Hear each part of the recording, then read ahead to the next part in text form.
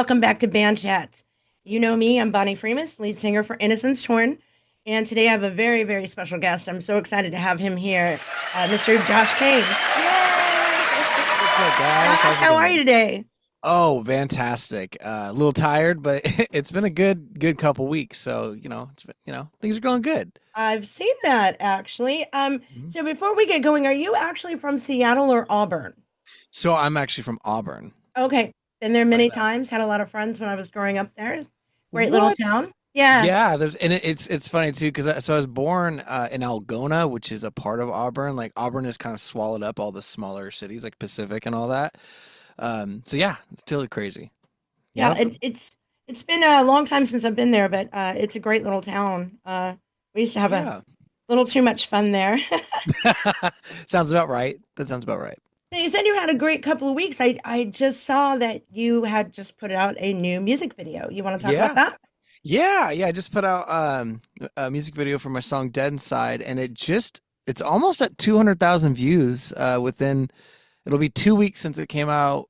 I think on Friday it'll be 2 weeks Two hundred that's been out. thousand views. Yeah, almost 200,000 views. It's climbing. I'm a little shocked myself. I always get really surprised when something I do like it just blows up and I'm like, how? Yeah, I was like, I thought this was going to take a little. Well, and algorithms are they're a pain to They cut are. through now. Actually, I not only do band chat, but of course, I'm in a band as well. Yeah, And it's not just that, but then there's shorts and then there's all these things that so much. Yeah. to be able to suit up and show up for your own success that you now have to be like this computer guru, editor, Yeah, all these things. And so the algorithm, I don't know if it and I will ever be friends. I mean, I'm with uh, you there. it changes more than I would like it for it. Oh, absolutely. And you have to make so much micro content around whatever it is you're releasing. Like it can get exhausting for artists, and I'm sure you know this, where you're sitting there and the fun part is making the music. The not so it can be fun making content, but it's a lot. Like even with what I just did with this song, I've made like six I call micro content videos Oh, that I was have to going to talk do about those. Yeah. yeah, little videos around it. Because it helps bring it to a lot of people, right? They don't always click a full video. They just want something short to kind of reel them in. And it's like the new strategy is you got to make all these other little videos too after you've already done all the work into one big video. So it's fun. Yeah, I was watching a few of those myself, and first of all, I'm really impressed with your. Is that your studio that you're in? Is that where you? Yeah, we're kind of in it's like hard to kind of see the whole room, but yeah, we're in it right now. I have like a little home setup. That's it's fun to I can do a lot of my little videos in as well. So do you record at home and then have it mixed and mastered someplace else, or do you actually do that So yourself? yeah, so generally what I do is a lot of pre-production I do at home, but all my final work, I fly out to Nashville and I work with my best friend, Adam Mitchell, shout out, fantastic producer. Me and him have been friends for a long time. And he's always been kind of like the guy that can bring my vision to life. So I'll have this whole song written out and I'll have like I can record, decent quality. He's like beyond anything I could even like he's so intelligent when it comes to mixing, mastering, and all that process, right? Which I know a lot about that too, but he's like just the next level. So I usually record some of the pre-production here. I fly out there, and then we will re-record everything or use some of the pre-production here. As far as like home videos, I can film and shoot a lot of my own, on my own here. But all my final like mixes and masters, they all come from Adam Mitchell out of Nashville, which he used to live here. He's a Washington kid too, so it's not like Oh, he's very from nice. here. I literally will travel all the way over there just to work with him because we have such a good relationship when it comes to the creative process. I learned a long time ago. I'm like, well, don't fix it if it's not broken, because I know there's a lot of studios around here, but I'm like, this guy, I love working with him.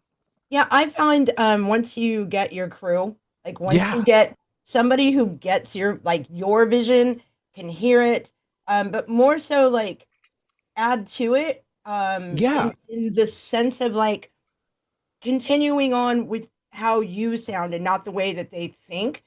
Those are yeah, people that you keep for life. I know I've got Greg Blaisdell and Carlton Coffin. They Yep. are one's my engineer, the other one's producer, and they co-produce together. And Nice. um, one just gets the music, and the other one just gets those little things that like Yeah. I wouldn't consider doing. And Yeah. so when you get those two together, boy howdy, I'm some of the new stuff I got coming out is pretty cool. I So can't wait to hear it. I love your guys' stuff. You guys awesome. Yes, you guys took home a bunch of awards this year too, I which was is just gonna awesome. talk to you about that because Yeah. I it was the first time. So Josh and I both got to meet at the Washington State Independent Music Awards. We were both award winners.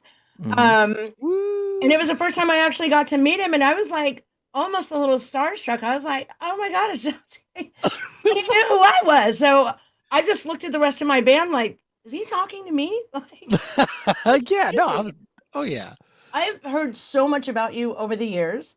Um, and Really. so this year, let me make sure I have this correct. You got best metal band, Yep. best rock band, and best video. Yes. Yes. Yes. And the problem was is nobody told us what video you won the award for. Oh right. Exactly. I think it was for Wake. It was for Wake Me Up. That was the only one that was eligible that I entered. Yeah, it's for Wake Me Up, which was kind of cool. That video is like it's interesting. So the guy, and I guess to go into a little bit, Mr. Nathaniel Zab, King Zab as we call him. He's my video guy. Love him. He's done a majority of my music videos, actually most of them, over the years. And that one was the first time he used like this weird AI technology to turn me into like an old person. So it was kind of like there's a lot of weird visual nuances in that video that he did, and he just it was funny. It was the first one we ever did where he basically did all this weird AI stuff that can like turn you into like different things. It was really creepy. For I completely understand that. I've actually because I'm the one who creates most of our content. Yeah, I'm the one who like comes up with the video ideas and then works with my crew and um I found it way easier to tell a story through AI when it came to my lyric videos. This last one I did, um, which was for a song called Scars. yeah. I actually turned my entire band to an like AI. That's so cool. Put them on stage, had them act and react the exact same way that like we actually would on stage. That's so Didn't cool. quite get my hat right, but it was a trip to see us Yeah. in full cartoon. I was like, this Oh is my so god. cool. Yeah.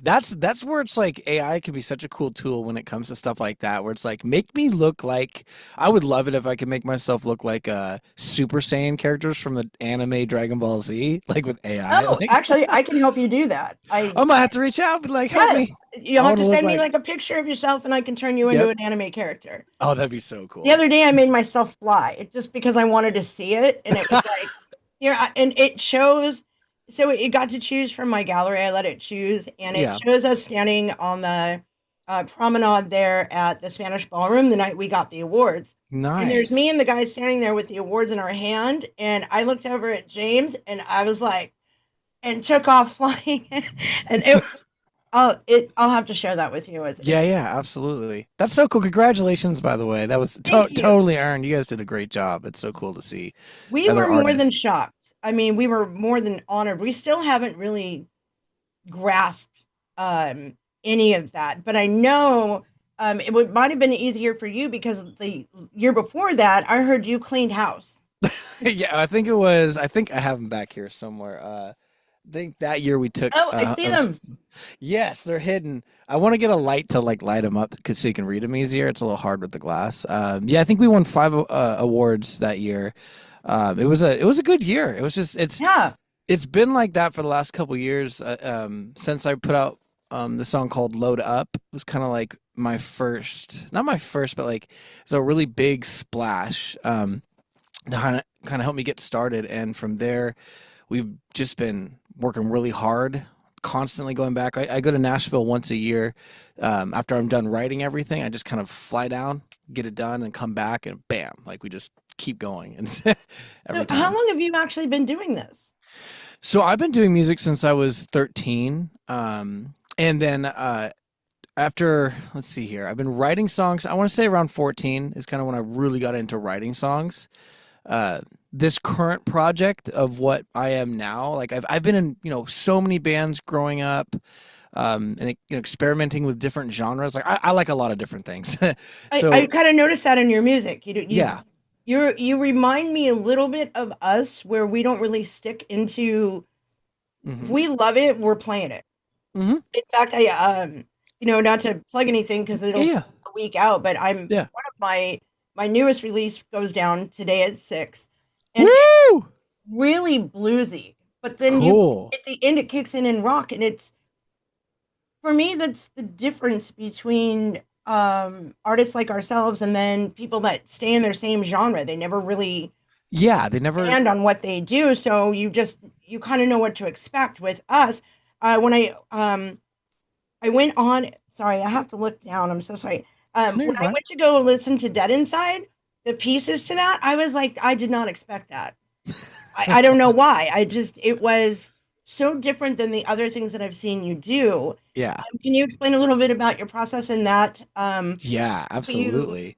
how you're navigating between those different genres, but keeping to yourself. Yeah, for me, it's funny because if you go over my catalog, a lot of the earlier stuff is softer music. Like I read a lot of wrote so many ballads, from like the early like 2000 like tens to kind of 2017 was very ballad based. Now I've always been like a rock guy, and I love metal and so many genres. I also teach music, so I've always been just surrounded by different styles of music that I need to teach my students. So I'm always kind of listening to new things. Dead Inside though kind of came about because as when I released Load Up, that was more of a party rock kind of like I'll say Nickelback mixed with a little Shine Down, kind of era. And when I got to writing this song, I just remember sitting down and be like, okay, I got this song in my head, and it's one thing that I haven't done very much is scream over the last couple of years. Now I love singing and doing different vocal techniques, but this is one where I really wanted to challenge myself because I heard it in my head a certain way, and I'm like, okay, now I got to learn how to do this for real, or at least I gotta I gotta step outside something that maybe I have not done before, which is can be like out of my comfort zone. But I'm glad I did it because in this one, I'm sure as you've heard it, it goes from like kind of catchy like verses and choruses to a huge breakdown to a rap section, and then back into kind of that. And it worked. It Yeah, worked so well. I mean, if I yeah, tried to do something like that, it definitely would not work. I mean, I I tried, I'm trying really hard in my life to not have to scream everything. Uh, yeah, and I'm getting very much used to that softer voice in me. yeah. I don't like. I don't know about you, but as a vocalist, I'm not always happy with I don't like hearing it most of the time. Oh no, for sure. I mean, I I feel like respect my craft and everything, and yeah, I love the things that I've learned, but um, and I I kind of understand that back and forth thing, um, and it really seems to work for you. yeah. I appreciate that. Yeah, I'm actually really impressed with listening to the differences in some of your music. I'm Thank impressed you. that you have the ability to kind of reach different audiences all at the same time.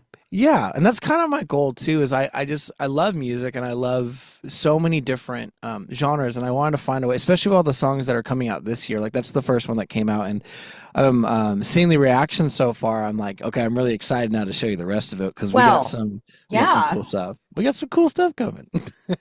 that's very cool. So, what's the Yeah. secret to your success, man? Oh man, no sleep.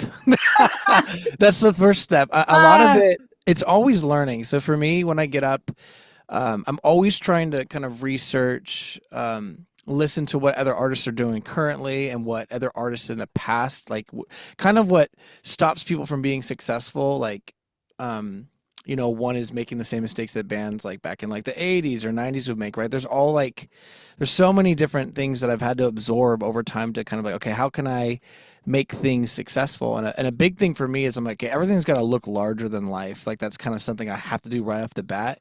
So even with my promo videos, I'm like, okay, what are the national acts doing that I can replicate with whatever budget I have? And I taught myself like how to do video editing and so many things through the years. I've picked up these little tricks over time so that I can make everything look the best it can for what I got and then kind of keep climbing. I think that one thing that's really helped me this last couple years is definitely marketing my music with, instead of like doing like say show flyers, I would do video flyers, like videos of the music videos, the shows to kind of like help bring excitement. And then it seems to be working a lot because more people in the last, like I say, like 2 years, the streams are going up, the shows are getting bigger. It's cool to hear that you've heard about me before because that makes me feel like things are working a little bit. No, I mean, in fact, one of the first things I got told, because a couple of years back we finally got to play up in Seattle, and we weren't familiar with a lot of Seattle bands. We were trying to get to know people up there, because it seems like people think that if you're in Vancouver, Washington, that you're stuck in the Portland bucket, It's like, yeah, and there's the, we're really not. Uh, yeah, the truth is that we like to travel more than we yeah, like to stay local, and for that's just sure. what they're used to us here. Oh yeah. um, but I was told that you were like the pinnacle of artists up there, and that Oh I my should really God. get to know you. Unfortunately, due to our schedules and family and Yeah. just traveling ourselves, we just haven't had the opportunity. So it was really a pleasure to meet you and your Yeah. family actually up there. Yeah, absolutely. So what is the hardest thing being an artist for you? What is the hardest thing to kind of wrap your head around, and things that what are some of the obstacles that you have to face in order to succeed in what you're doing? I think a huge thing that can be an obstacle is having enough time to do all the when you're not signed or like on a big major label or anything like that. It's the trying to juggle all the hats. You're the promoter, you're the website designer, you're the video editor, you're the songwriter, you try to manage that time. You're the business head, like where you have to be able to figure out, how am I going to get merch at this price so that I can make a profit a little bit here so that I can help here and here, marketing, promoting, all that stuff. So I think that's one of the greatest obstacles that I've faced is figuring out how to do all these things and also be able to talk to other people in the industry. I'm sure that you guys have had this happen where you have to be able to navigate with promoters that might not be like, if they can take advantage of you, they will. And I've run into so many situations where promoters, especially, this is what I've run into, is where they talk to me as if I am like an airhead artist where I just don't understand. And I'm like, no, I know all the numbers. I know how you make money. I know how all your staff makes money. So let's meet in the middle here and let's make this a great show. I don't think giving me $25 to show up is going to cut it, buddy. Right. But And so yeah. my biggest problem with promoters is them not actually promoting. Oh yeah, It really 100%. drives me insane that they are capable mentally of speaking to an artist, especially one that's, I mean, look at all the awards behind you, bro. Like how dare you talk to me that way and then not know how to promote your own show? And I'm Yeah. not talking about anybody specifically. Yeah, neither am I. It happens more often than not where you are actually the one that has to do the majority of the promoting. And 100%. these guys are just like, it's almost like if we just, they're kind of like the middleman on occasion. Yeah, and you can And cut them out too. yeah, You know, because at the end of the day, it's really your money and they're 100%. making money Just anyway. talk. Yeah, yeah, yeah. They're just making money talking. I've seen so many things where the promoter, like, I'm like, if I'm promoting harder than the promoter, there's a problem. Which I will promote hard no matter what show I'm on. Yeah. I even do it to where whatever bands I'm playing with, like when I make the promo video, I'll ask them like, hey, you got any footage of you that you want me to put in this like video clip? I like making everything look exciting. So and like if the promoter's not even doing that and I'm like and we're sitting here, I'm like, man, we should just go talk to the venue, like find the talent, whoever the talent buyer is at the venue personally versus a third party promoter, and be like, hey, can we just cut through and let's talk venue rental, or let's talk door, like a cut of the door, let's work that deal out. And there's some venues that do that actually, which is cool, where they'll do like kind of a 70-30, 70 for the artist, 30% for them, so there's no overhead. Right. But it's definitely a pain when you just got these promoters coming in who do the bare minimum, and they're like taking, like, if you look at the your write up, or like after your spreadsheet, kind of after the venue's done and the show's over, and you see how much money the promoter made for doing literally nothing. It's wild. Right. And so that brings me to the pay to play because I'm like, I did not sign up for that. This is Mhm. where your writers come in, folks. Like Yep. I've told people several times, it helps to have a writer. Hmm. It doesn't, they don't always read it, which Yeah, is yeah. funny to me how the green M&Ms always became a joke about writers is literally because the band put a band put it in their writer to see if anybody would pay Oh, attention, nice. you That's know? And hilarious. it really boils down to okay, so if it's a verbal contract, then it's a trust thing, Yeah, and yeah, for if not, sure. you're literally paying to play for them. Yeah, yeah, And I 100%. also I've actually questioned. I'm not mean or anything, but there's Yeah. a few times where that airhead thing came in, and I was like, "Do you want to get up and sing right now?" And he's like, "Oh, I'm not a singer." I'm like, "Then I'm not in a band." I'm like, "Exactly." Yeah, exactly. Sometimes you have to stand up for yourself. You have to stand up, 100%. for you and your bandmates, and A hundred you know, percent, absolutely. I agree with that. Like it's when you're in the venue, I feel like it gets to a point, and this happens a lot too. With like, I feel like local bands or independent artists that are coming up is we're treated like poorly at a lot of venues. Not every venue. I've been treated good at places, but I've also been just like it's like, hey, I'm here to like help make your establishment money too. Like you're getting, I know how much sales you made at the bar tonight. So the least you could do is like, let's make the show run smooth and pay me adequately for my time. Or we just, and that's why I usually like ahead of time, like one thing that's great that bands should consider is doing, little performance contracts, like before you've even reached out to the booker. And most people do this at a certain level. Like once you're playing like, um, I mean, certain venues that require like W-9s or anything like that, or although once you get to like any of those venues that like are like, yeah, we need your W-9, you can definitely be like, okay, well, with the booker, here's a performance contract that guarantees this amount of money, or whatever you've agreed upon, whether that's a door split or a guarantee, which can go good either way.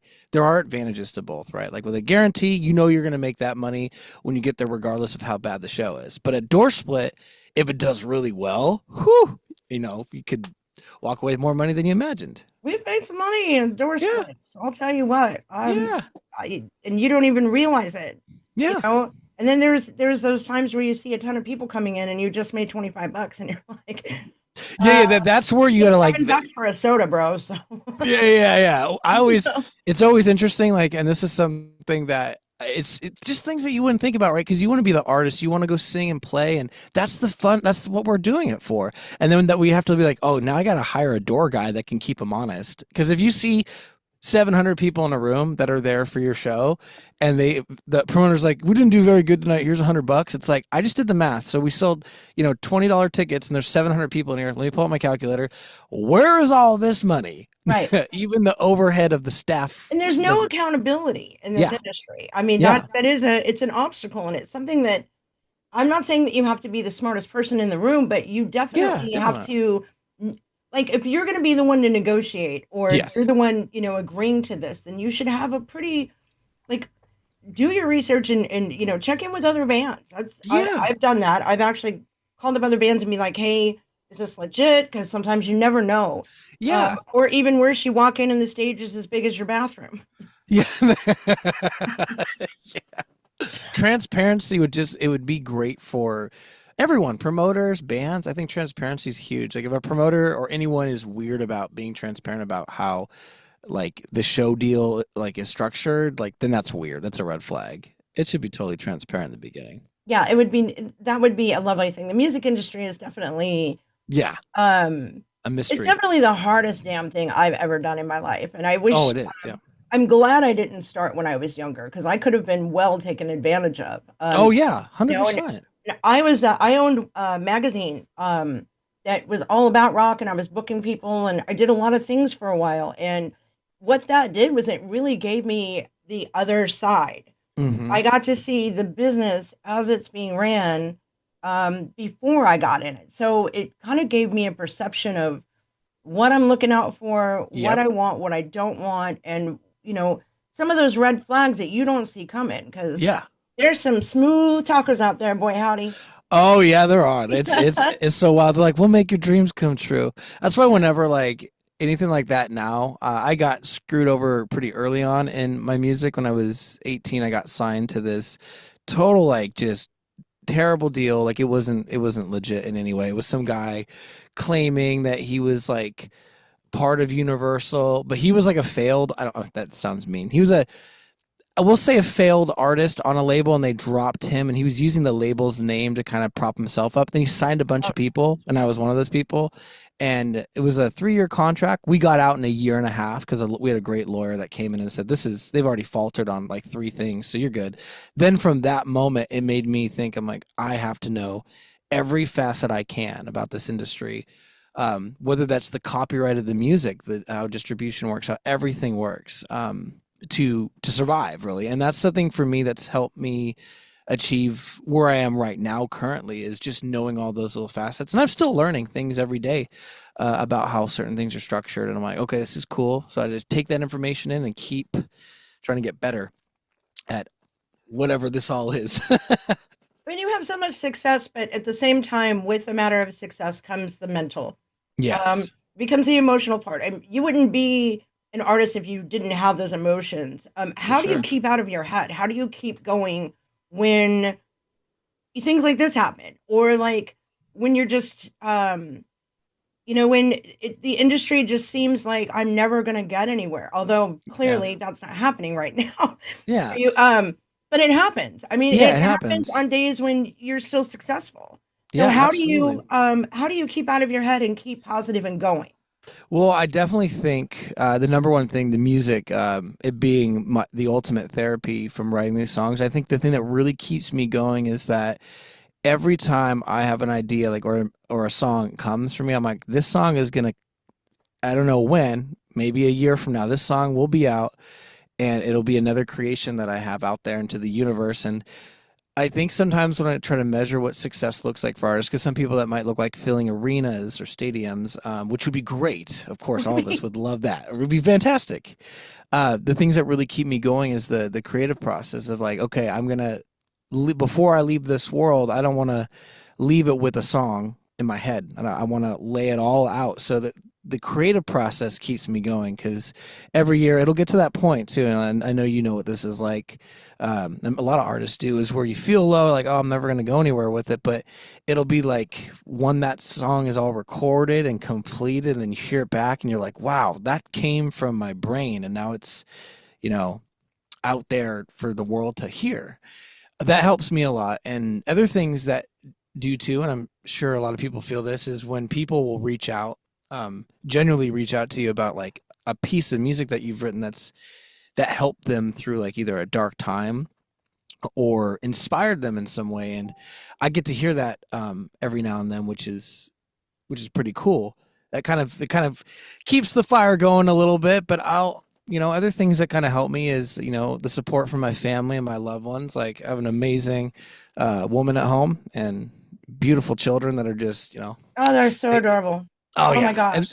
and it just gives me a reason to want to If I work knew them hard. That any better, I would have kissed them right on the cheeks. They were so I know they're so cute. they Yeah, they. are.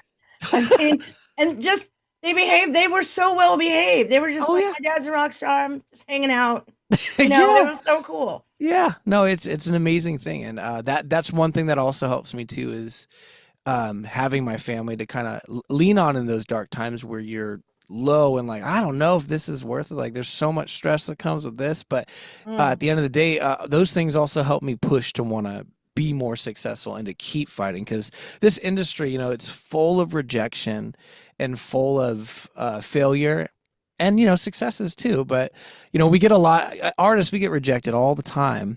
And so I think the things that keep me strong, the songwriting itself definitely is one thing that keeps me strong. The excitement of it, one day this will be out, because it always is. Like, whenever I have it like dead inside. I wrote that right around this time last year is when I wrote that song. And then I said, okay, I'm going to Nashville, I'm going to record it, I'm going to put this song out around this time. And then that very thing happened. Like, I was like, bam, Nashville. I went there in January, recorded the song. Then I'm like, okay, it has to come out this day. We're doing it. And bam, it just keeps going. When it's every time that happens, I just set it and make sure that we keep going no matter what. So I guess my next question, we have about 10 minutes left, but Yeah, yeah, I think my next question is, and I've asked this a lot to people during these band chats, because really, band chat is really about the reality of our industry versus the expectation. Yeah. Um, and also people's personal experiences. Not just it's not just about getting to know you a little bit better, which is amazing, but it's Yeah. also to help teach other people. The struggles, the triumphs, and all those things. So, if Hmm. you had any words of advice to somebody either in a band or wanting to start a band, what would you give them? Ooh. Quite a few things here. When you're building a band, whatever that looks like, in the beginning, you want to make sure that whoever you're playing with, like these are people that you could tour with for a long time. These are people that, because people will drive each other crazy from time I'm to not time. laughing. That's not funny. It can't be though. I would definitely No say, kidding. and like build your foundation strong because there's going to be things that test um, you as a team too. Like even in my current situation, everything that I've learned being in bands, it's helped my team become a very, very powerful unit. Like I'm blessed to be surrounded by my best friends as my players, in my group, and they're more than just players too. Like they are artists that have come from so many other bands and they've experienced the same things, but making sure that when you start a band that you guys are all on the same page. And that comes down to even split sheet agreements. Like let's say if you write songs together, understanding like, hey, in the beginning, in order to make sure there's no feelings, it's okay to have a piece of paper that says you did this, and that keeps everyone honest. So that's a big thing right off the bat, I would say, for anyone starting a band. And then the second thing I'm going to tell people when you're getting into this industry in general, you have to accept the fact that you will never ever be able to please everybody ever. There are going to be people that love your music, and there's going to be people that don't like what you write, and that's okay because music is like it's like food, right? Some people like spicy stuff, some people like sweet stuff, some people like sour stuff, and there's plenty to go around for everybody. So it's okay that when you're writing and creating something, try to start from what you want to create before you let too much outside influence get in there, because even in my own example, I have people when I'm writing my songs, like I have, sometimes you're playing it and someone will give you their opinion, which is okay. There's also a whole conversation we can have later about songwriting in general, right? But when you're creating a dish or a song, go cook that thing, and you're going to have to be kind of strong with yourself because you're going to want to change it if someone tells you something they don't like about it. But that thing that you did to it, someone else might really love. And you kind of have to find that place where you can create and be okay with people not liking it. Everyone not like it. Someone's going to like it, but not everybody. I love that. Yeah. I think that's Yeah. some damn good advice. Yeah. So before I let you go, Yeah. why don't you tell everybody where you can find your music, your videos, your video segments, and your social medias? Absolutely. Well, if you guys want to find any updates on me, you can go to joshkainmusic.com for like pretty much everything that you need, merch stuff, videos. But, Josh Kain at YouTube, Josh Kain on Instagram, Josh Kain on Facebook, pretty much any of those social platforms you can find me on. Yeah, pretty much. Josh, it's been an absolute honor to have you. I know that you're Yeah. a really busy guy, so taking the time out today, really special to me. Yeah. I definitely want to play a show with you sometime in the future. Absolutely. Amazing. That'd be so much fun. Reserve the right to bring you back on for another Yeah. conversation about music writing. Absolutely. You hit me up. I would love to come on. It's been great talking to you. Perfect. If you have just come on and you're new to Band Chat, thank you so much for being here. And if you're returning, we really, really appreciate you. Stay tuned for their next episode, and we'll see you then. Thank you. See you then. Woo! And that, my friends, is what you call a Band Chat. Sitting down talking the real deal behind the stage in the green room. All right. So go check us out every Friday night here or on the rebroadcast right on one and only Metal Cross Radio. So go check that out. And if you're joining us listening tonight, thank you so much for being here. I'm going to keep bringing you more and more awesome people in the future. And speaking of which, I can't wait for next week's show where I'm sitting down with the two queens of rock and roll podcasting, Crash and Maxine. From Musicians Hangout, you guys aren't going to want to miss us. Don't forget to like, subscribe, share, and we will see you next week. Until then, keep the music on 13 and your horns held high.